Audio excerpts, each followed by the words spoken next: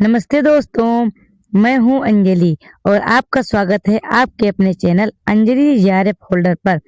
आज हम बात करने वाले हैं यूनिट 5 कविता के ऊपर।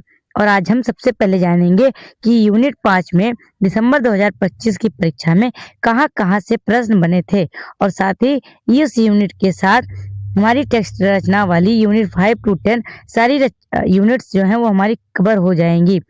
और आज हम वीडियो में जानने वाले हैं कि हमें कविता को किस तरह से सही तरीके से पढ़ना चाहिए, इसीलिए आप वीडियो में अंत तक जरूर बने रहें। और सबसे पहला प्रश्न हमारे स्क्रीन पे है, जो कि आपके लिए पहली पंक्ति भी है। प्रेम कथा ये भात विचारों, बूझ लियो जो बूझे पारूं। उपयुक्त पंक्तियां किस ग्रंथ से उद्धृत हैं? तो ये वाली जो पंक्ति पूछी गई थी वो आपकी पद्मावत रचना से ये पंक्ति उद्धृत थी।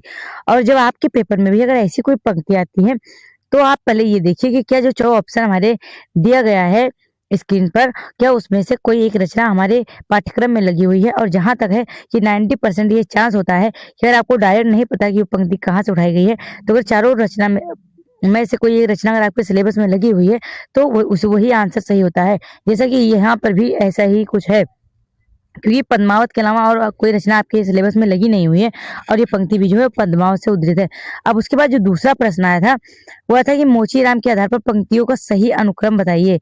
और इसमें ये वाली जो पंक्ति आई थी, इसमें आपको 5 पंक्तियां दी गई थी और 5 पंक्तियों को आपको क्रम से लगाना था। अब ऐसी पंक्तियां हम तभी सही कर पाएंगे जब हम पढ़ते हुए रचनाओं को, छोटी रचनाएं खासकर जो हैं, जो कि हम कविताएं एकदम लाइन बाय लाइन पढ़ सकते हैं, ऐसी रचनाओं के हमें नोट्स बना लेने चाहिए, ताकि अगर ऐसे प्रश्न आते हैं तो हमारे पंक्तियों वाले प्रश्न सही जाएं। और इसका जो ऑप्शन सही था वो पहला ही ऑप्शन सही था, BDACE, यानी पहले आएगा कि आजकल कोई आदमी जूते की नाप से बाहर नहीं है। यहाँ तरह तरह के जूते आते और आदमी की अलग अलग नौइयत बतलाते हैं।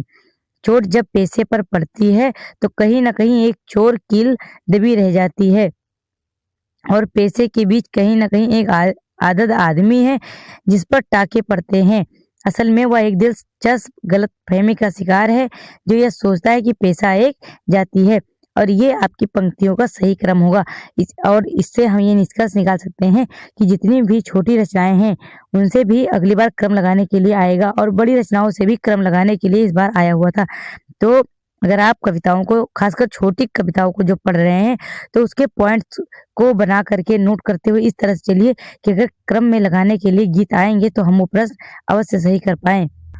और अगला जो आया था ये अभी थोड़ा जैसे आसान प्रश्न है कि मैं क्षितिज भ्रुकुटी पर घिर धूमिल, चिंता का भार बनी अविरल, रज कड़ जल कड़ हो बरसी, नवजीवन अंकुर बन निकली, मैं नीर भरी दुख की बदली।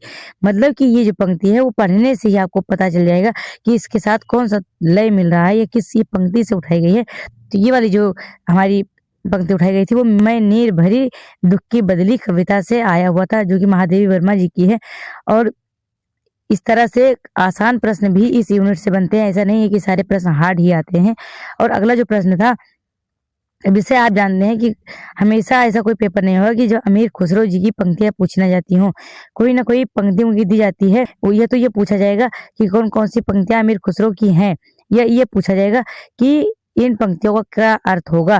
तो ऐसे ही एक आपके में दिया गया था कि बाला था सबको भाया, बड़ा हुआ कुछ काम ना आया, खुसरो कह दिया उसका नाव, अर्थ करो नहीं छोड़ो गाँव। अब इन पंक्तियों के साथ मैं आपको बताती हूँ एक इंटरेस्टिंग चीज। इसमें लिखा हुआ था कि खुसरो कह दिया उसका नाव, और नाव जो है वो यहाँ पर लिखा था और साथ ही साथ में ऑप्शन में भी नाव दे दिया गया। तो ज्यादातर विद्यार्थियों ने जब इस पंक्ति को पढ़ा तो उनको लगा कि इसका जो सही आंसर है वो नाव ही है। अगर आप में से किसी भी विद्यार्थी ने पेपर दिया हो और अगर ऐसा हुआ हो तो कमेंट सेक्शन में भी आप बता सकते हैं, क्योंकि नाव की वजह से ज्यादातर विद्यार्थी उसके तरफ चले गए। लेकिन इसका अगर आप अर्थ निकालते तो इसमें समझ में आ रहा था कि बाला था जो जब सबको भाया, यानी जब वो बचपन में था, जब उसका बचपना था तब वो सबको भाया।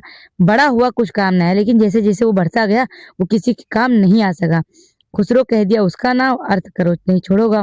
तो ऐसी जो चीज है वो दिया है, क्योंकि दिया जब छोटी होती है उसकी जो बत्ती जब आप उसको तुरंत जलाते हैं, जब उसका बचपना होता है तब उससे ज्यादा प्रकाश होता है, और जैसे जैसे दिया की जो बत्ती होती है वो खत्म होने लगती है तो किसी को पसंद नहीं आती है। मतलब कि उस खत्म होने से उसकी जिंदगी भी समाप्त होने की ओर होती है। पहली का उत्तर होगा दिया। अगला आया था भारत भारती। अब जैसे भारत भारती जो रचना है, ये पहली बात तो 3 खंड में बटी हुई है और उसके बाद फिर अलग-अलग उपशीर्षकों में बटी हुई है और वहाँ से भी पंक्तियों को क्रम लगाने के लिए आ रहा है, तो इसको हम आसान प्रश्न बिल्कुल भी नहीं कह सकते हैं। लेकिन ये जो पंक्ति थी, इसकी जो ये एक पंक्ति थी कि हम कौन थे, क्या हो गए हैं और क्या होंगे अभी, आओ विचारें आज मिलकर ये समस्याएँ सभी।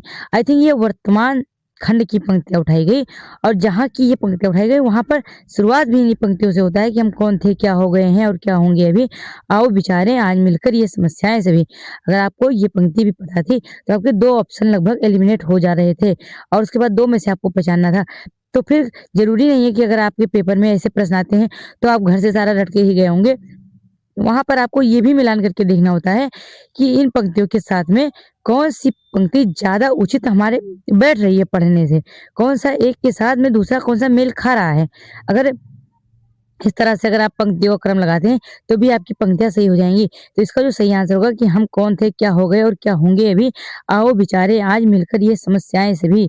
वर्णन जिन्होंने उस जिस विषय का वर्णन उन्होंने जिस विषय का है किया, पूरा किया, मानो प्रकृति ने ही स्वयं साहित्य उनका रच दिया। सर्वस्व करके दान जो 40 दिन भूखे रहे, अपने अतिथि सत्कार में भी फिर न जो रूखे रहे। यद्यपि सदा परमार्थ में ही स्वार्थ थे, हम मानते, पर कर्म से फल कामना करना ना हम थे जानते। जिसकी प्रभा के सामने रवि तेज भी फीका पड़ा, अध्यात्म विद्या का यहाँ आलोक फैला था बड़ा। ये पूरी एक पंक्ति उठा करके एक पैराग्राफ और उससे क्रम लगाने के लिए दे दिया। तो अब ऐसी पंक्तियों को ज़रूरी नहीं है, मैं आपको पुनः बताना चाहूँगी कि आप घर से रट करके गए हों, लेकिन अगर उसमें से अगर कोई एक पंक्ति भी आप पहचान पा रहे हैं कि कौन-सी पहले आएगी, तो उसके साथ आप ये देखने का प्रयास करें कि इनके साथ में और कौन-कौन सी पंक्तियाँ मेल खा रही है, तभी आप ऐसे प्रश्नों को सही कर पाएँगे। अब उसके बाद एक कथन और निष्कर्ष के रूप में आप देख रहे हैं कि हर यूनिट से लगभग कथन निष्कर्ष के सवाल उठाए गए हैं और जो कथन निष्कर्ष के प्रश्न थे, वो बिल्कुल इस तरह से थे कि अगर आपको उस रचना के बारे में जानकारी है, तो वो प्रश्न आपके ईज़िली सही हो जा रहे थे। और ये जो उठाया गया था वो उर्वशी से उठाया गया था। उर्वशी और पुरूरवा की कथा कई रूपों में मिलती है, उसकी व्याख्या भी कई प्रकार से की गई है। इस कथा का प्राचीनतम उल्लेख ऋग्वेद में मिलता है, किंतु उस सूक्त से इतनी ही विदित होता है कि उर्वशी पुरूरवा को छोड़कर चली गई थी और अगर ये आप भूमिका पढ़ेंगे उर्वशी को तब भी आपको ये पंक्ति मिल जाएगी। या अगर आप कहीं से भी उर्वशी रचना को पढ़ेंगे तो आपको वो टीचर भी भूमिका ज़रूर पढ़ाएगा, चाहे आप फ्री से पढ़ रहे हैं या कहीं से भी पढ़ रहे हैं, तो इसकी भूमिका कितनी इम्पोर्टेंट है ये आप यहाँ से देख सकते हैं। फिर ऊपर वाली पंक्ति में लिखा था कि पुरूरवा को छोड़ कर के चली गई थी, जो कि एकदम सही है। लेकिन अंत में क्या कहा जा रहा है कि उर्वशी काव्य के आधार पर अंततः पुरूरवा और उर्वशी का मिलन हो जाता है। अब अगर मान लेते हैं अगर आपने भूमिका आपको सही से याद भी नहीं है, तब भी आपको मतलब इस तरह से अगर प्रश्न आता है तो इस तरह से सोचना पड़ेगा कि ऊपर वाली पंक्ति में लिखा है, अभी कथन में लिखा है कि उर्वशी पुरूरवा को छोड़कर चली गई थी, जबकि नीचे वाले में लिखा है कि उर्वशी काव्य के आधार पर अंततः पुरूरवा और उर्वशी का मिलन हो जाता है। तो दोनों एक साथ तो सही हो ही नहीं सकता है, तो पहला ऑप्शन तो वैसे भी गलत हो गया। जिसके पश्चात वो सदा के लिए साथ रहते हैं, उनके क्षण भर के वियोग की भी सूचना नहीं मिलती। लेकिन अगर आप इस रचना की भूमिका पढ़ेंगे या पूरे उर्वशी रचना की पंक्ति को अगर आप यहाँ नहीं रख पा रहे हैं और उसका भावार्थ पूरे का समझेंगे, तभी आपको इतना पता चलेगा कि 1 साल तक वो लोग गंधमादन पर्वत पर रहते हैं, उर्वशी और पुरूरवा, और 1 साल के बाद में उर्वशी पुरूरवा को छोड़ के चली जाती है और अंततः उनको ये श्राप भी मिला हुआ था कि कभी भी वो लोग एक साथ नहीं रह सकते हैं। तो जो ये पंक्ति लिखी हुई है कि वो उर्वशी और पुरूरवा का अंततः मिलन हो जाता है, तो ऐसा नहीं होता है। उर्वशी पुरूरवा को छोड़ करके चली जाती है और उसके पश्चात वो साथ नहीं रहते हैं बल्कि अलग हो जाते हैं। उनकी क्षण भर की वियोग की भी सूचना नहीं मिलती है। ऐसा नहीं है कि इसमें अंत में वियोग ही वियोग देखने को मिलता है, यानी कि जो इसका कारण है वो असत्य है और जो अभिकथन है वो सत्य है। इसलिए हमारा इसका आंसर जो ऑप्शन 3 है वो सही हो जाएगा। ए सत्य है लेकिन आर असत्य है। अब उसके बाद की जो पंक्ति थी ये भी आसान थी, क्योंकि अगर हम प्रिय प्रवास पढ़ते हैं तो उसकी भूमिका अवश्य पढ़ते हैं, और अगर अभी तक आपने नहीं पढ़ा है तो आप भूमिका अवश्य पढ़ लेंगे। कोई अगर ऐसी रचना है जिसकी अगर आपको भूमिका नहीं समझ में आ रही कैसे पढ़ें, या अगर आपको नहीं मिल पा रहा है तो आप मुझसे भी पूछ सकते हैं, क्योंकि अभी आपकी तैयारी जितनी सटीक हो जाएगी उतना अच्छा है, क्योंकि अब हमारे पास बहुत अधिक समय नहीं बचा है। इसीलिए सारी कविता की जितनी भूमिका आपको मिल जा रही है वो आपको ज़रूर पढ़ लेनी चाहिए। अब देखिए अगर आपने भूमिका पढ़ा है प्रिय प्रवास की तो आपके लिए प्रश्न आसान हो जाएगा क्योंकि इसमें पूछा कहा गया है पहली पंक्ति में कि मैंने पहले इस ग्रंथ का नाम नीलांजना प्रलाप रखा था। जबकि जब इस रचना को हम पढ़ते हैं तो उसमें हरिओत जी बताते हैं कि मैंने इस ग्रंथ का नाम पहले ब्रजांगना विलाप रखा था और इसके आधार पर पूछा गया है कौन सा सत्य है। तो पहला तो वैसे ऑप्शन आपका हो गया खत्म। तो इसके आधार पर एक ऑप्शन तो आपका हो गया एलिमिनेट। अब जो बाकी ऑप्शन है उसमें सी, डी और ई आपको पता करना है। यानी कि पहला तो गलत ही गलत है, बी वाला भी गलत है। लिखा यह हृदय कवि के मन से मन मिलाकर यह प्रार्थना करता है। देखिए और किसी ऑप्शन में बी दिया ही नहीं गया है, अर्थात आपको अब सी, डी और ई पता करना है और उसमें भी दिया गया है डी पंक्ति जो कि सबसे आसान है। लिखा है जो महाकाव्य हो और ऐसी कविता में लिखा हो गया हो जिसे भिन्न तुकांत कहते हैं। चाहे आप दृष्टि की गाइड से इसकी भूमिका पढ़ेंगे, चाहे आप इस रचना की भूमिका से पढ़ेंगे, आपको ये पंक्ति तुरंत मिल जाएगी क्योंकि वो बताते हैं हरिओत जी कि ये जो है रचना ये संस्कृत गर्भित में है और ये भिन्न तुकांत में लिखी गई है। यानी कि डी ऑप्शन हमारा सही हो गया। और प्रिय प्रवास की भाषा संस्कृत गर्भित है। ये भी चाहे आप दृष्टि की गाइड से इसकी भूमिका पढ़ेंगे, चाहे इसकी रचना जो मूल रचना है वहां से पढ़ेंगे, आपको दोनों जगह पे मिल ही जाएगी। उसमें हिंदी के स्थान पर संस्कृत का रंग अधिक देखने को मिलता है। यानी डी और ई आपका सही हो गया और बाकी जो 3 ऑप्शन थे वो गलत हो गए। अगर आपका एक ऑप्शन भी एलिमिनेट होता है तो उसकी मदद से आपको कम से कम 1 या 2 ऑप्शन आपको पता चल जाते हैं कि वो सही है या गलत। इसको भी आप बहुत हार्ड प्रश्न नहीं कहेंगे क्योंकि भूमिका पढ़ना हमारी जिम्मेदारी है। और अगला जो है ये भी बहुत हार्ड प्रश्न में तो एक तरीके से कहेंगे नहीं आता है क्योंकि हमारे में 3 ही सर्ग लगे हुए हैं, एक श्रद्धा सर्ग, लज्जा सर्ग और एक ईड़ा सर्ग जो कि हमें पढ़ना है कामायनी से जयशंकर प्रसाद के। और उसमें ये पहली ही जो हमारा श्रद्धा सर्ग है उसी से पंक्ति उठाई गई थी। पहली सा जीवन है व्यस्त, उसे सुलझाने का अभिमान, बताता है विस्मृति का मार्ग, चल रहा हूँ बनकर अनजान।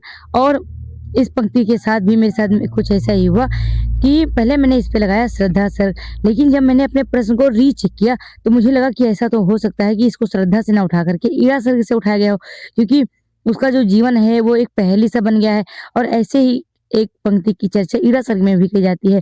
तो इसीलिए मैं आपसे ये भी बताना चाहूंगी कि अगर आप पेपर दे रहे हैं तब अगर आप एक बार जो ऑप्शन टिक कर देते हैं दोबारा जब रीचेक करें तो कृपया उसको बदले नहीं तो आपका भी मेरी तरह घाटा हो सकता है प्रश्नों का।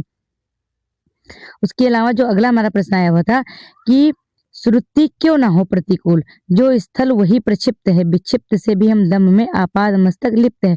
अब ये जो पंक्तियां थी इनको आपको रचनाकारों से मिलाना था और अगर आप 1 या 2 पंक्ति भी मिला सकते थे तो आपका ये जो आंसर है वो सही हो जाता। ये मैथिली शरण गुप्त की ये पंक्ति है, श्रुति क्यों ना हो प्रतिकूल है, जो स्थल वही प्रक्षिप्त है। अगली जो पंक्ति थी, प्रशस्त शाखा तरु वृंद की उन्हें प्रतीत होती उस हस्त तुल्य थी। यह अयोध्या सिंह उपाध्याय हरिओत की पंक्ति है। अगली पंक्ति थी, नभ सागर के अंतस्थल में जैसे छिप जाता महामीन, मृद मरुत लहर में फेनुपम, तारागढ़ झिलमिल हुए दिन। ये जयशंकर प्रसाद जी की पंक्तियां हैं। अगली पंक्ति थी, स्वर्ग की सुषमा जब साभार धरा पर करती थी ये विसार, परसूनों के शाश्वत श्रृंगार, स्वर्ण भंगों के गंध विहार। ये सुमित्रा नंदन पंत जी की पंक्ति थी।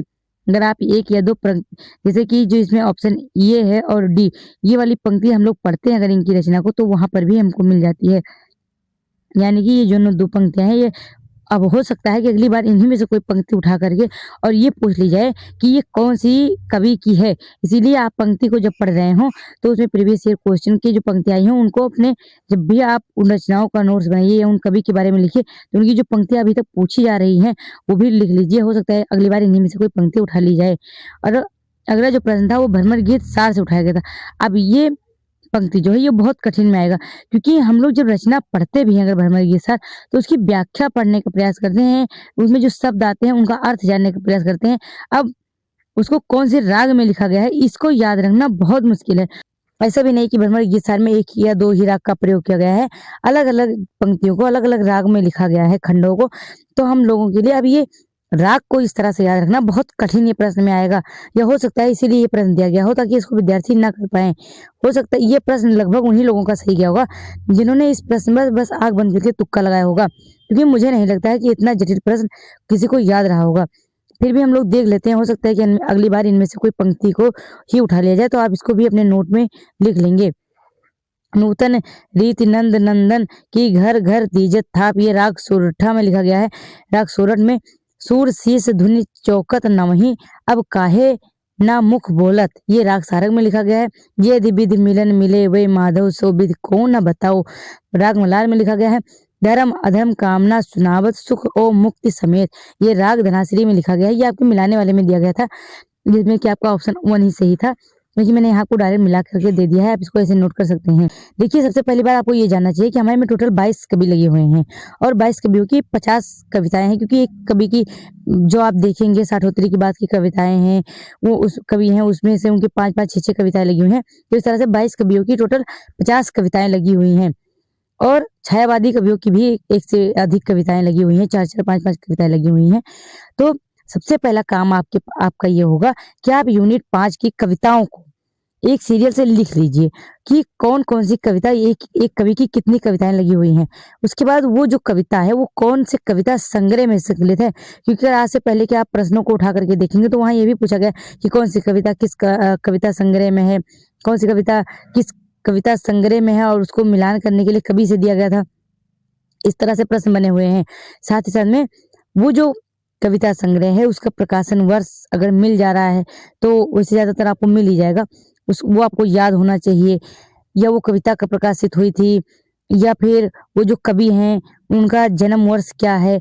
ये सारी जो चीजें हैं इनको आपको क्रम से याद करना पड़ेगा, क्योंकि जरूरी नहीं है कि आपसे इसी तरह बार बार पंक्तियों का क्रम ही बनेगा, क्योंकि हर तरह से मिला मिला करके प्रश्न बार बार उठाए जा रहे हैं और इस बार आप दे रहे हैं कि परीक्षा का ट्रेंड पूरा बदल गया है।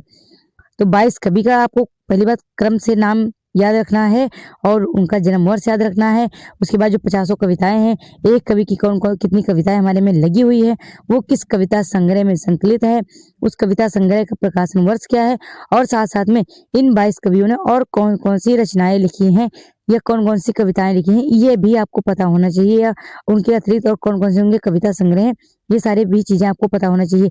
इसके लिए मैं आपको रिकमेंड करूंगी कि आप दृष्टि की गाइड से पढ़ लीजिए, या फिर सरस्वती पांडे या गोविंद पांडे की गाइड से भी आप इनकी रचनाओं को देख सकते हैं, आपको आसानी से मिल जाएगा।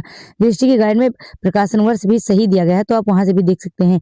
और इसके बाद अगला प्रश्न आपके मन में हो सकता है कि प्रमुख कविताएं कौन सी हैं और प्रमुख कवि।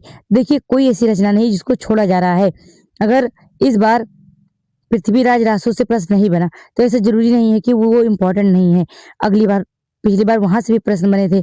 इस बार अगर आप देख रहे हैं तो उर्वशी के भूमिका से प्रश्न उठाया गया है, लेकिन पिछली बार भी का प्रश्न अगर आप उठा के देखेंगे तब भी भूमिकाओं से प्रश्न बना हुआ था। इसीलिए कोई भी ऐसी कविता नहीं है जो आपको कहा जा सके कि वो इम्पोर्टेंट नहीं है। जैसे कि कुछ कविताएं ऐसी है जिनसे प्रश्न नहीं बने हैं अभी हाल में ही, जैसे एक मीरा हो गया, एक घनानंद जी की कविताएं हो गई, विद्यापति की जो पंक्ति हो गई, मतलब कुछ ऐसी रचनाएं हैं जहां से अभी हाल फिलहाल में प्रश्न नहीं देखने को मिल रहे हैं। तो उनको अगर आप पूरा ना पढ़ना चाहें तो कोई बात नहीं तो जैसे खुसरो की पंक्तियां आप देख रहे हैं, पृथ्वीराज रासो से आलोचना से प्रश्न बन रहे थे, पिछली बार बना हुआ है। उसके अलावा आप देखेंगे कि मोचीराम से अभी पंक्ति का क्रम लगाने के लिए आया भारत भारती का। तो इसलिए हम लोग ऐसा कह ही नहीं सकते कि कौन सी कविता इंपॉर्टेंट है कौन सी नहीं है। लगभग सभी कविताएं आपके लिए इंपॉर्टेंट हो जाती हैं। बस कोई कोई ऐसी कविता है जिनका कि आपको अर्थ समझते हुए याद करना है, और ज्यादातर अब जो पंक्तियां पूछी जा रही है उनका तो क्रम लगाने के लिए पूछा जा रहा है। यानी चाहे छोटी की रचना हो चाहे बड़ी, आपको तो सब लाइन बाय लाइन याद होनी चाहिए। ऐसे प्रश्न बनाए जा रहे हैं। सबका प्रकाशन वर्ष, उनका अनुक्रम आपको याद रखना है। और अगर आपको ये जानना हो कि कौन सी कविता की कौन सी पंक्ति बहुत ही अधिक महत्वपूर्ण है, तो इसके लिए पहली बात तो प्रीवियस ईयर क्वेश्चन, क्योंकि प्रीवियस ईयर क्वेश्चन में जो पंक्तियां पूछी गई है उनको दोबारा से भी घुमा करके पूछ लिया जा रहा है। और उसके अलावा दृष्टि की गाइड में जितनी भी काव्य पंक्तियां दी गई हैं, कविताओं की पंक्तियां दी गई हैं, वो हमारे लिए बहुत इंपॉर्टेंट है। कि जैसे कि भारत भारती की जो पंक्ति थी, हम कौन थे क्या हो गई क्या होंगे, या दुख में निर्भरी दुख की बदली, ये सारी जो पंक्तियां हैं ये आपको दृष्टि की गाइड में भी आसानी से उपलब्ध है। तो ऐसा नहीं है कि वहाँ के कंटेंट को आप अवॉइड कर देंगे, आप वहां से भी पढ़ लेंगे। उसके अलावा अगर आप सारी कविताओं को लाइन बाय लाइन पढ़ना चाहते हैं तो उसको मैंने टेलीग्राम ग्रुप पर भी डाल दिया है, आप जाकर के वहां से भी कविताओं पढ़ सकते हैं। चाहे नाटक, कहानी, उपन्यास या कुछ भी अगर आप पढ़ना चाह रहे हैं तो मैंने उसको लगभग सारी रचनाओं को डाल दिया है। आप वहां से भी खोल करके रचनाओं को खुद भी पढ़ सकते हैं। उसके अलावा जो प्रश्न बनता है वो कवियों के कथन से, मतलब आलोचक जो हैं उन्होंने कौन सी कविता पर क्या आलोचना की है, जैसे चाहे वो आचार्य रामचंद्र शुक्ल जी की आलोचना हो या हजारी प्रसाद द्विवेदी जी की आलोचना हो, इन सारी आलोचनाओं से भी प्रश्न बन जाते हैं। इसीलिए हमें रचनाओं को तो पढ़ना ही है, लेकिन उस रचना के बारे में कौन से आलोचक ने क्या बातें कही हैं ये भी जानना हमें चाहिए। क्योंकि इस बार पिछली बार का अगर आप पेपर देखेंगे तो उसमें आचार्य रामचंद्र शुक्ल ने पृथ्वीराज रासो के ऊपर कुछ आलोचना की हुई थी, वहां से प्रश्न बन गया। तो इसी तरह से आलोचनाओं से भी प्रश्न बनते हैं। इसीलिए जब हम रचना पढ़ रहे हैं तो उस रचना के बारे में किस आलोचक ने क्या बात कही है, चाहे वो हजारी प्रसाद द्विवेदी हो, बच्चन सिंह हो, डॉक्टर नगेंद्र हो या रामचंद्र शुक्ल जी हो, इन सारी बुक को भी हमें आधार बनाना पड़ेगा, क्योंकि प्रश्न ऐसे ही बन रहे हैं। अगला प्रश्न, हमारी तैयारी की क्या रणनीति होनी चाहिए। तो देखिए, अगर आप हार्ड प्रश्नों को गलत करते हैं तो कोई बात नहीं, क्योंकि वो ज्यादातर विद्यार्थियों का या तो तुक्का लगता है हार्ड प्रश्नों में, या फिर बहुत कम लोगों को प्रश्न पता होते हैं। लेकिन जो हमारे आसान प्रश्न बनते हैं वो हमारा गलत नहीं होना चाहिए, क्योंकि जैसे अमीर खुसरो की पंक्ति इस बार पूछी गई, महादेवी वर्मा जी की पंक्ति पूछी गई, श्रद्धा सर्ग से पंक्ति आई। अब इन सारे प्रश्नों को आप बहुत हार्ड प्रश्न में नहीं काउंट कर सकते, क्योंकि वो ज्यादातर विद्यार्थियों का प्रश्न उनको पता होता है। और अगर आपको पता है तो बहुत अच्छी बात है, अगर आपको नहीं पता है तो आपको थोड़ा इन पंक्तियों को भी बार बार देखते रहना चाहिए, क्योंकि अगली बार इन्हीं सारी कवियों से फिर से प्रश्न बनेगा। उसके अलावा जितनी भी रचना की भूमिका आपको मिल जा रही है उन भूमिकाओं को आप पढ़ लेंगे, चाहे वो उर्वशी हो, चाहे वो कामायनी हो, चाहे वो रश्मि रथी हो। मतलब इन सारी रचनाओं की भूमिका बहुत आसानी से उपलब्ध है, तो इनको आप छोड़ करके नहीं जा सकते। जैसे पृथ्वीराज रासो जो रचना है उसका 27वां सर्गमाले में लगा हुआ है। अब उस रचना को अगर आप लाइन बाय लाइन पढ़ना भी चाहेंगे तो आप नहीं पढ़ पाएंगे, लेकिन अगर उसकी कहानी अगर आप पढ़ लेते हैं तो अगर आपके पास कथन निष्कर्ष से प्रश्न आएंगे तो वो बहुत आसानी से आप सही कर ले जाएंगे। और अगर इसके अलावा अगर आपको किसी रचना की भूमिका पढ़नी है लेकिन अगर आपको मिल नहीं रही है तो आप मुझे इसी वीडियो के कमेंट सेक्शन में आप मुझे मैसेज कर देंगे, मैं आपको समझा दूंगी कि आपको कौन सी भूमिका कहाँ मिल सकती है या कहाँ से मैंने पढ़ा था और आप उसको किस तरह से पढ़ लीजिए। उसके अलावा जो भी उन रचनाकारों ने या कविताकारों ने या फिर कवियों ने जो भी और कविताएं लिखी हैं या कविता संग्रह, उनको आपको याद करना है। लगभग आपको जो छोटी कविताएं हैं, देखिए अब जैसे पृथ्वीराज रासो हो गया, मीरा हो गया, विद्यापति और पदावली हो गया और घनानंद कवित्व हो गया, अब इन सारी रचनाओं को आप थोड़ी ना लाइन बाय लाइन पढ़ सकते हैं। या फिर जैसे हमारा उत्तरकांड ही है, इसको भी इतने कम समय में लाइन बाय लाइन पूरा पढ़ लेना बहुत ही चुनौती है। तो ऐसी रचनाओं को अगर आप पूरा लाइन बाय लाइन नहीं पढ़ सकते हैं तो अभी की समरी देख लीजिए। लेकिन अगर छोटी क्लासेस, छोटी कविताएं हैं तो उनको सभी विद्यार्थी पढ़ के और लगभग याद करने का प्रयास करते हैं। जैसे वो मोचीराम कविताएं हो गई, चाहे वो मेरी नीर भरी दुख की बदली हो गई, ऐसी सारी पंक्तियां अगर आपसे पूछी जा रही हैं तो ऐसी पंक्ति को आप गलत नहीं कर सकते हैं। तो छोटी कविताओं को आपको लाइन बाय लाइन पढ़ना बहुत जरूरी है। और इसके अलावा मुझे जितना समझ में आया मैंने आपको सब कुछ बता दिया है। अगर आपको फिर भी कोई दिक्कत है तो आप मुझे कमेंट सेक्शन में पूछ सकते हैं। और अगर आपको ये वीडियो अच्छी लगे तो इसको लाइक करिएगा, चैनल को सब्सक्राइब करिएगा और वीडियो को भी आप शेयर कर सकते हैं, क्योंकि अगर आप शेयर करते हैं तो आपके उन विद्यार्थियों का भी फायदा हो जाएगा जिनको कि ऐसी रचनाओं से बहुत डर लगता है। और इसी के साथ हमारी टेक्स्ट रचना की ये यूनिट भी आज खत्म होती है और हमने 5, 6, 7, 8, 9, 10 सारी टेक्स्ट रचनाओं को देख लिया कि कितने प्रश्न पूछे गए। और इस बार के प्रश्नों को अगर आप देखेंगे तो उसमें आपको समझ में आएगा कि जो हमारी यूनिट 5 से लेकर यूनिट 10 तक की रचना थी वहां से कम 55 से 60 प्रश्न के लगभग में पूछे गए हैं। क्योंकि मेरी क्लास के बावजूद भी हो सकता है कि 2-3 प्रश्न छूट गए हों किसी यूनिट से, या एक प्रश्न किसी यूनिट से छूट गए हों, लेकिन मुझे जहां तक लग रहा है कि 55 से 60 प्रश्न लगभग आपकी टेक्स्ट रचना से पूछे गए थे। इसीलिए टेक्स्ट रचना को आप बिल्कुल भी अवॉइड नहीं कर सकते हैं। टीचर से भी पढ़िए, खुद के शॉर्ट नोट्स बना करके आप बार बार उसको रिवाइज करेंगे और प्रीवियस ईयर क्वेश्चन लगाएंगे। अगर आपके कॉन्सेप्ट क्लियर है, प्रीवियस ईयर क्वेश्चन पे अगर आपने मजबूत पकड़ बना ली और साथ ही साथ अगर आपका कॉन्सेप्ट बहुत ही स्ट्रांग है तो आप प्रश्न को आसानी से सही कर पाएंगे। और इसके बाद जो हमारी वीडियो होगी उसमें हम यूनिट 1 to 4 सभी कुछ एक ही वीडियो में जानने का प्रयास करेंगे। तो इसी के साथ ये क्लास आपकी खत्म होती है। धन्यवाद।